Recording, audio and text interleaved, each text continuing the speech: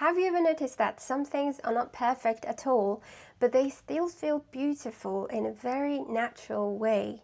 Like a cracked ceramic cup that is still used every day, or an old wooden table that has scratches and marks from years of use, or even a room that is not brand new but still feels somehow very warm and comfortable to be in. Even in music, especially piano, this happens too. Like a performance that is not perfectly strict with timing or precision can sometimes feel more emotional and more human than something that is completely controlled and exact. And that raises a very simple question. Why does imperfection sometimes feel more beautiful than perfection? And there is this Japanese idea that explains this in a very gentle way. It is called Wabi Sabi. And once you understand it, I promise you, it changes how you see everything around you. Not in a dramatic way, but in a quiet, lasting way. So, Wabi Sabi is basically a Japanese way of seeing life, nature, and everyday objects. It is not a technique, it is not a rule, it is simply a way of noticing reality differently. So, the idea is built on three very simple truths. Nothing is perfect, nothing lasts forever, and nothing is ever truly finished.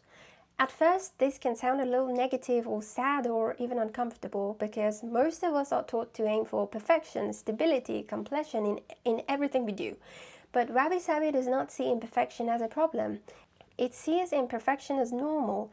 It says that life is not meant to be perfect, stable, or finished. Life is meant to be changing. And when you accept that, something softens inside. You stop fighting reality. You stop thinking something is wrong just because it is unfinished or imperfect, and instead you start seeing things as they are, real, imperfect, and still valuable. This idea is explained in a very thoughtful and modern way in the Wabi Sabi book by Beth Kempton. So what makes this book powerful is that it does not present Wabi Sabi as something abstract or difficult to understand. Instead, it connects it to daily life, to how we think, to how we see ourselves, to how we deal with imperfection in very normal situations. What I want to do here is to take the most important lessons from this book and explain them in a very simple and clear way so the idea becomes something you can actually see in your own life. One of the most important ideas in Wabi Sabi is this: nothing in life is ever truly finished. So we usually think in terms of final versions, a final version of ourselves, a final version of our home, a final version of a skill we are learning, a final version where everything feels complete and settled. But Wabi Sabi removes that idea completely. So everything is always in a process of becoming. A home is never finished because it is slowly changes as it is lived in every day. A person is never finished because, thoughts, emotions, and experiences keep shaping them. Even a skill is never fully finished because it changes depending on time, practice, and awareness. Even something like playing piano shows this very clearly. So a piece of music is never really done. It can be played today in one way and tomorrow it will naturally feel slightly different depending on your mood, your energy, and your attention. Same notes but different expression, and that is not a mistake. This is how life works. So instead of waiting for a perfect final version of anything, Wabi Sabi basically teaches you to understand that there is no final version, only continuous change. And that removes a lot of pressure you do not even realize you're carrying. So we are often trained to think that imperfection is something that needs to be corrected or hidden. A mark on your skin, a crack in an object, a detail that does not look perfectly aligned, a space that feels slightly worn or uneven or messy. The instinct is usually to fix it or improve it, but Wabi Sabi gently changes that perspective. It says imperfection is not something that went wrong, it is simply evidence that something exists in real life. A cracked ceramic bowl, for example, is not thrown away in traditional Wabi Sabi thinking. It is often repaired in a way that makes the crack visible, because the crack is part of its story and history as well. So the same idea applies to people and objects around us. Skin changes over time. Objects gain scratches and marks. Spaces show signs of being lived in.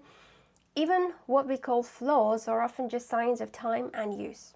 And when you start seeing it in this way, something important happens. You stop treating imperfection as something embarrassing, and you start seeing it as something natural and real. So one of the quiet shifts in Wabi Sabi is that beauty is no longer connected to perfection.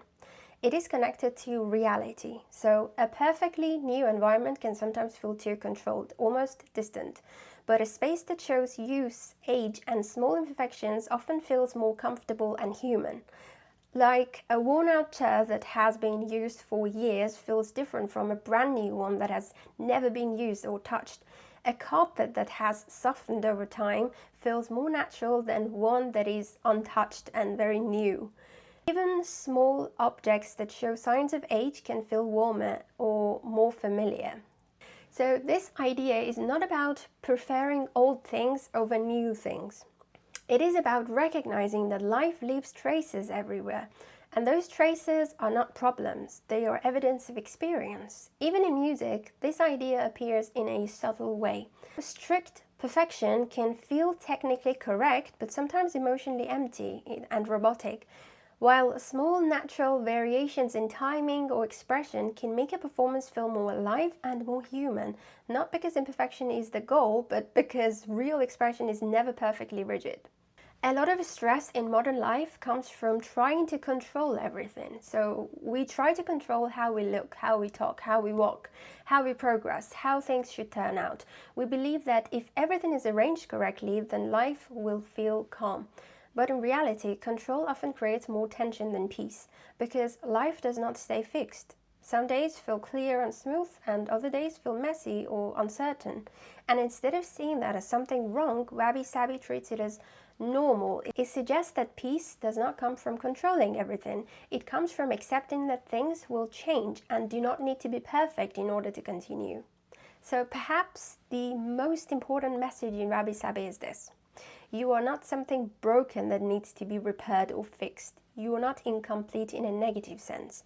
You're already whole, even while you're still changing. This is a very important distinction because growth is still possible, learning is still possible, improvement is still possible, but none of it comes from the idea that something is wrong with you. It comes from the understanding that you're already part of life, already valid, already real, and already enough. And from that place, change becomes lighter, not something forced, but something natural. So Beth Kempton's Wabi Sabi is not trying to change your standards or lower your expectations. It is simply trying to change what you define as beauty. It gently suggests that beauty is not found in perfection. It is found in reality, in things that are changing, in things that are imperfect, in things that are still becoming. And when you see life this way, something softens.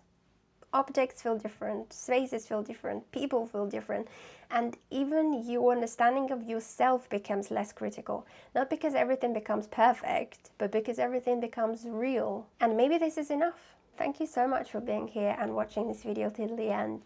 I would see you in the next one. Bye.